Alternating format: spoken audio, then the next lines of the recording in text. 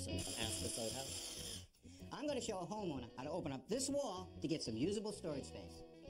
And I'm going to share a viewer tip that shows you how to take simple PVC and turn it into a useful plumbing tool. And then we'll ask, what is it?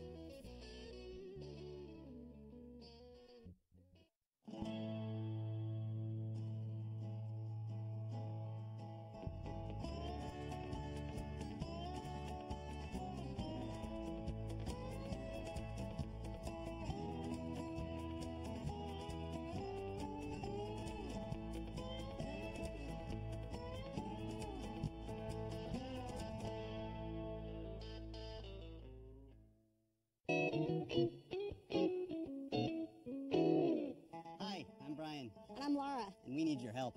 I have no closets. Here's what we're left with, We have 2 small children. and they have a lot of stuff. In case you don't believe us, this is about half the storage space in our whole house. So this is our linen closet, our medicine cabinet, everything. All crammed into one. So here's what I'm thinking. On the other side of this wall is unused attic space. We could put a closet door right here. Well, Brian, the good news is we can put a door on this wall to make a closet. But behind this wall, there's a chimney. So I first wanted to locate that on the wall. So I went outside and I measured from the side of this window to the edge of the chimney, and that's 20 inches. All right? And how high's the chimney? Well, the chimney's about 36 inches, so that should be about here. So now we know that the door can go anywhere on this part of the wall.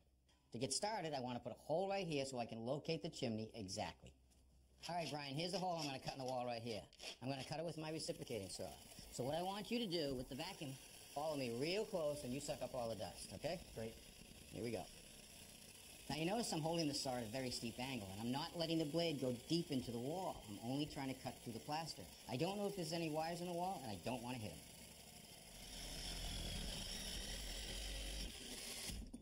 All right, let's see what we have in here. Oh, look at that. There's a wire right there, so that's why I don't want to put the saw blade in deep. Okay, next thing I want to do is cut through this sheathing, and we should find our chimney. Okay, and there's the chimney right over there. Let me show you what we have here through this hole that we just cut. Our chimney is right here, just about where we thought it was. Our rafters are right here, and that's a pretty steep angle, and that's a little bit of a challenge. So if we take our door and we put it against the chimney like we thought, the rafter angle would be way down here. And that could block a lot of the doorway. Exactly. So if we take the door and we move it over, making the left side of the door right here, the rafters would be up much higher, and only a little bit of the rafter will be coming into the door opening. Sounds perfect. Okay. All right, Brian, we've marked for the rough opening for our new door. When you open the door, you'll actually see this angle right here, and this represents our rafter. Our rough opening is going to be cut with square corners, and we're going to cut that just the same way we cut this small hole. Perfect. You ready? Mm-hmm.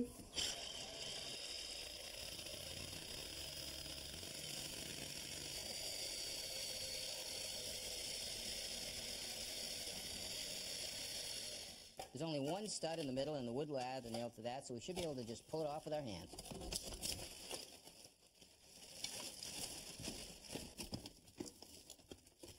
Now we'll just cut the baseboard out.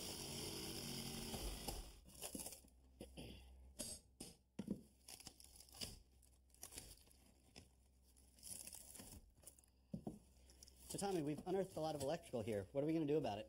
Well, actually, we're not going to do anything about the electrical. We're just going to cut it out of the wood and push it out of the way.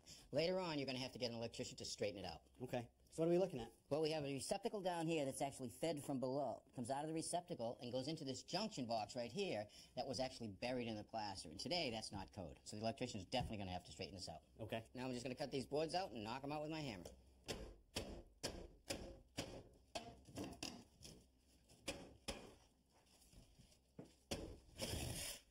So Tommy, we're cutting out a stud here. Do we have to worry about bracing it? Well, this is a gable wall, so there's a main rafter right up there. But look, there's no weight on that at all. So we'll just put a 2x up there as a nailer. Great.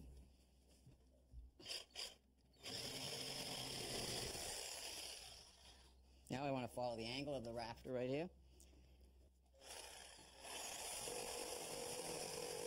Now before we put the door in, first thing I want to do is I want to extend this subfloor. But before I do that, I have to add some structure. So I've cut 3 blocks, one for the right side, for the middle, and the left. And I'll tack them in place first.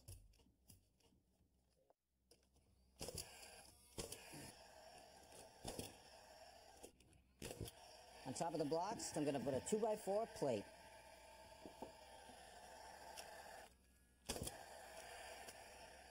Now I want want to do the header.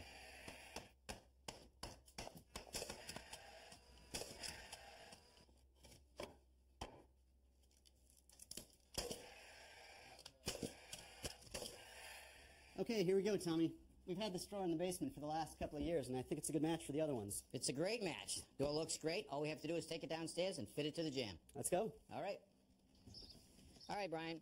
Now we're ready to set your old door into a brand new jamb. I picked up this jamb at the mill shop. This is a single rabbited jamb. It's made of pine. I picked up a left and a right side and a header. Now, the first thing I want to do is I want to set the jamb up and put the door in it so I can get my spacing across the top, and on this side so I can mark for our hinges. I'm going to mark the top and the bottom of each one of the hinges, and then we're going to take the door out of the jamb. All right, Brian, let's lift the door out of the jamb. I want to get down that end there and pick it right up. You ready? Okay, we get the door right out of our way. All right, now that our jamb is marked, we can put it into position here, because now I have to mortise out for our hinges. What I did is I took a piece of 2x6 and I made a jig, and that jig will fit right on the rabbet like that. And now I'm just going to line up my marks and tack it in place.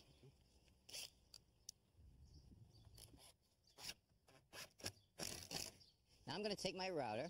With the templating bit, there's a bearing right here. I can ride it right around the inside of my template and cut a perfect mortise.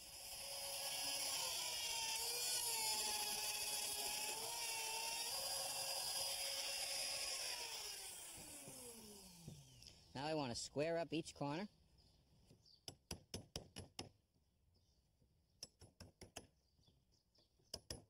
Now we'll move down to the second hinge.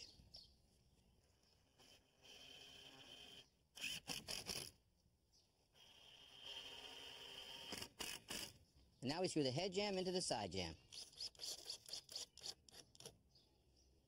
Okay, I want to put a couple of 3/4 inch filler strips on top of my 2x4, and then I'm going to lay my oak threshold on top of that.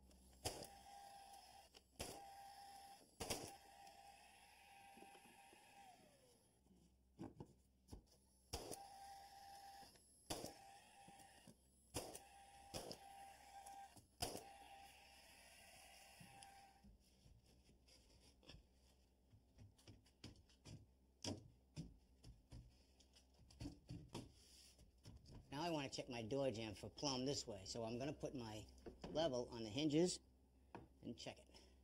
And it's perfect. All right, now I got to true it up this way. It looks pretty good, so I can put a shim down here.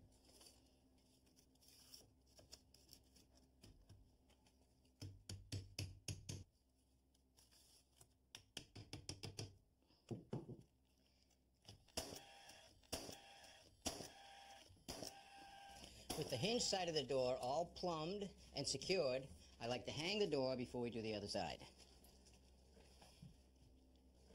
There you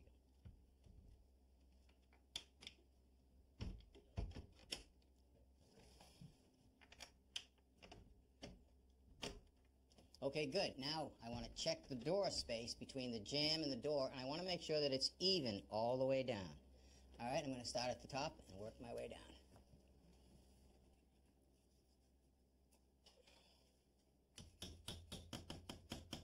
All right, now I'm going to go down the bottom.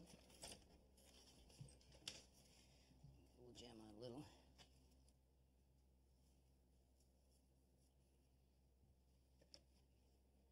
Looks pretty good down the bottom, about the same as the top. And now I'll just infill the middle.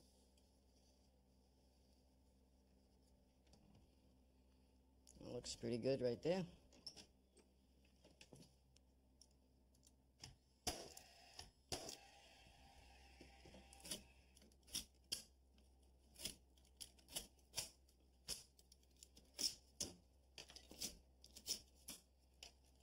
Brian, we want to trim out your closet and would like to match your existing trim in your house, but your trim is pretty old, and I can't match it exactly. So I went down to a mill shop, and I bought this molding off the shelf. It's a 1x6 colonial molding. And what we can do is rip off this section right here, and we'll have a pretty close match. That's good. Okay.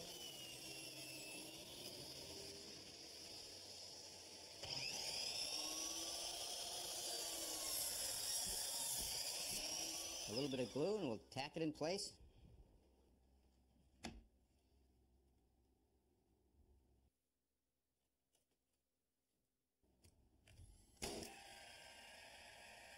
All right, Brian, mark the baseboard. Okay, good. Now we're going to cut it with our oscillating saw.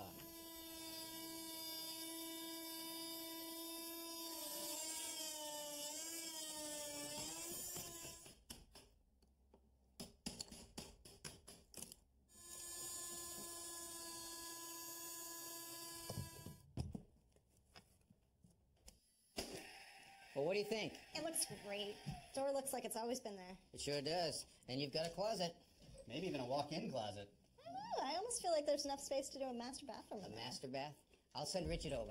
See you guys. Sounds good, thanks. Take care, thank you. All right, boys, this little baby has its own carrying case. You pull it out, you open it up like this, and you'll notice there are 3 holes right here, so it acts like a bellows. Some air that sits inside there. What is it? Blue. I know exactly what it is. You do? We all travel a lot. We're in an airplane a lot, right? Too much. All right. You know the tray tables in front of you? Sure. Yeah. What are they used for? You can't get any food anymore. Maybe some peanuts? Yeah. Hey, you can't get a pillow or a blanket either. Exactly. You bring your own. It has its own little carrying case, remember? That's right. Fill it up with air, put it on that table, and boo, you're out like a light. Ready, Mike, Mr. Silver? Comfortable. Wow. Hey, you know what? The best part is you're already in the crash position. Just Kate. Wrong, Tommy, wrong. You know why? I got one of these, and it's actually a portable beach cooler, right? You just pop this thing open, you fill it up with ice, and in these 3 holes are to fit the cans. How about that, huh? So 3 beers? Yeah, well, 3 drink limit for you, pal. Well, you can never be too careful. We've seen how you get out. Actually, this is for camping. I go camping all the time. There's no electricity there. I love pancakes. This is a pancake mixer. That's what you do when you go camping. Yeah. Goes in here. Milk and eggs here, and maybe a little blueberries. And then it's just a matter of It's a mix. a little shake here and a little got the shake groove, there. man. Then you pour out 3 perfect pancakes at one time. Yay. Really? Yay! I'm going to the beach. What's wrong with this? This is really I'm going to take stupid. a flight. Gentlemen, I want you to meet the modern plunger. What? The modern plunger. Now, this has always been called the plumber's friend. Yeah. We're told that this is now obsolete. You know what? It's been hanging around for too long. Absolutely, Get rid of it. 100 years. So now with this, you've got a toilet stoppage. You would take this bellows and put it right over the toilet seat right here.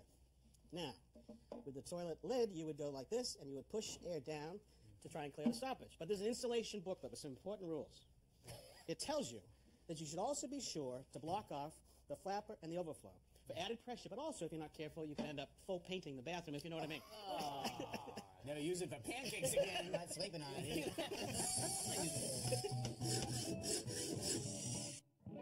Well, Kevin, this tip comes to us from Jesse from Waco, Texas, and he's come up with a way to make installing a faucet a little bit easier. All right. Now, here's a pedestal lavatory right here, and here's our faucet. To attach this faucet to the sink, there are lock nuts underneath. Let me show you under here. Now, here are the nuts right there.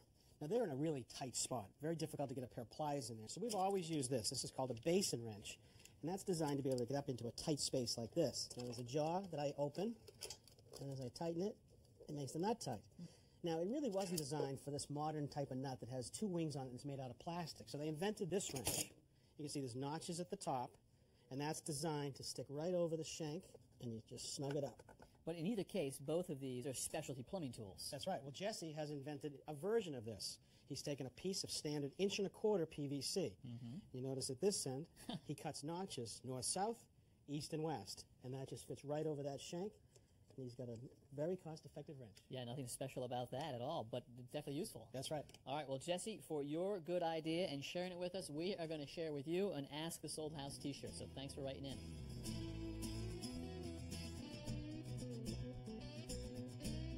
Laura, say hello to Steve, our electrician. Good to meet you. Hopefully we'll solve your problem. Right, so we've lived here for 3 months, and we've been slowly debugging the place, trying to find our different challenges that are going to face us in fixing it up. And one of them is that we've never had a doorbell, so we never know when our guests arrive.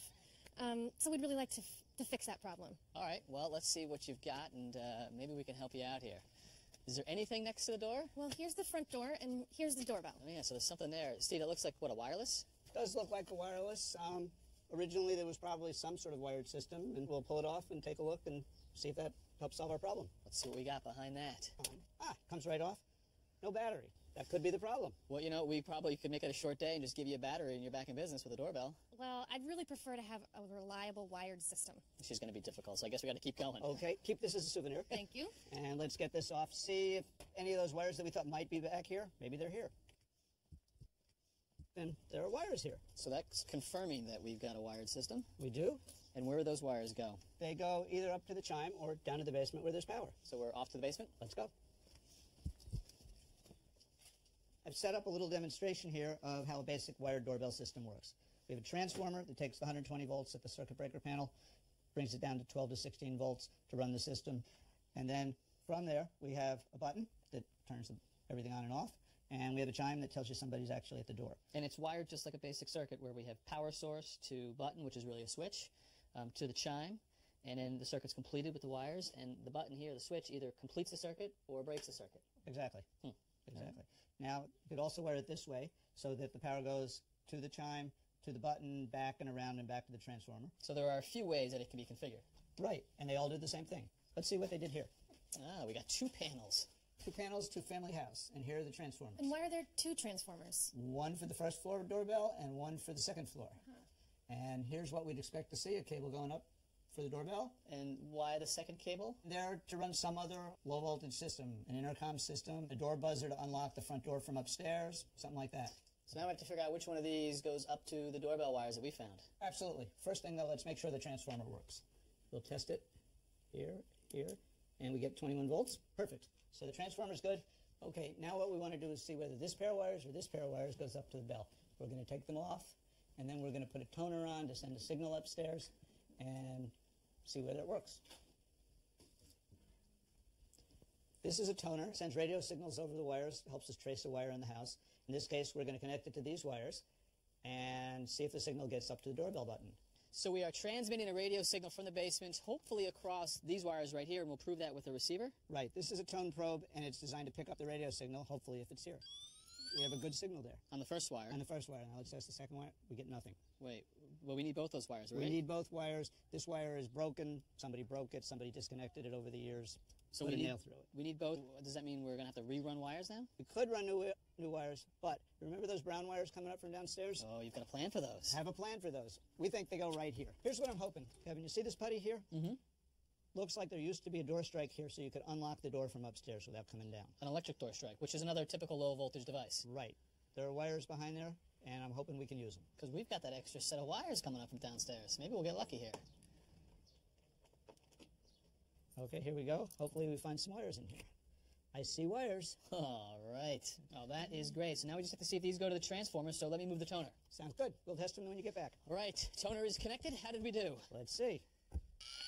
That one's good. That one's good. That's great. So we've got 2 wires. We don't have a strike plate, so is it okay to use these for the doorbell? No problem. Let me show you what we have here. These are some new wires that we used to extend the old wires that we cleaned up inside, and these are ready to attach to the button. 2 screws, put the wire on. Doesn't matter which one goes to which screw. Tighten them up. Okay, we have the top one tight. Now we have the loop on the bottom one. We slide it over the screw. It goes in the same direction that we tighten, so that as we tighten the screw, the loop tightens on in place. Now we push it into the hole in place. Put in the screws.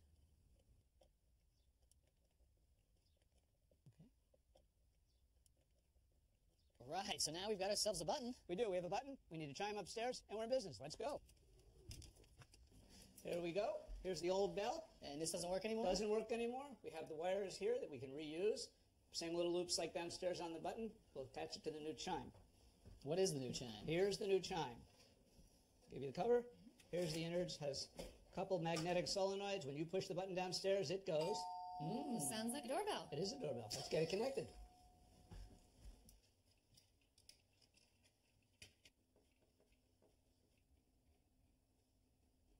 So the last thing I want you to do is take the toner off the wires, put them back on the transformer, tighten them up, and we're in business.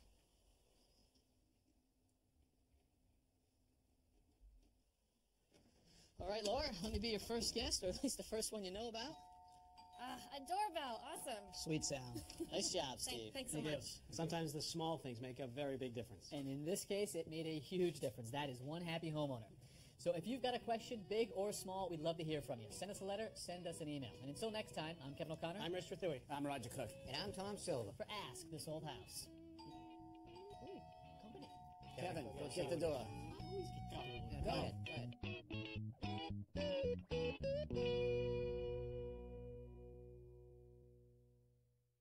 Next time on Ask This Old House, we are out on the road solving your home improvement projects. We're going to help a homeowner replace a rotted windowsill. And I'm going to help a family that's tired of dragging the hose all the way around the house. We're going to install an outdoor faucet right here. And then we're going to ask, what is it? Well, guys, you might laugh at this, but I saw this the other night on a website. Yeah. I was cruising the web, and I went and I saw a website called Hydroseed Club for Men. That's next time. Ask This Old House. This Old House has much more to show you on pbs.org. Hands-on how-to videos and more. Just tune us in at pbs.org. This Old House magazine, the companion to the television series, provides advice from our experts that you've come to know. You can use your credit card to order 10 monthly issues for $10 by calling 1-800-221-5900.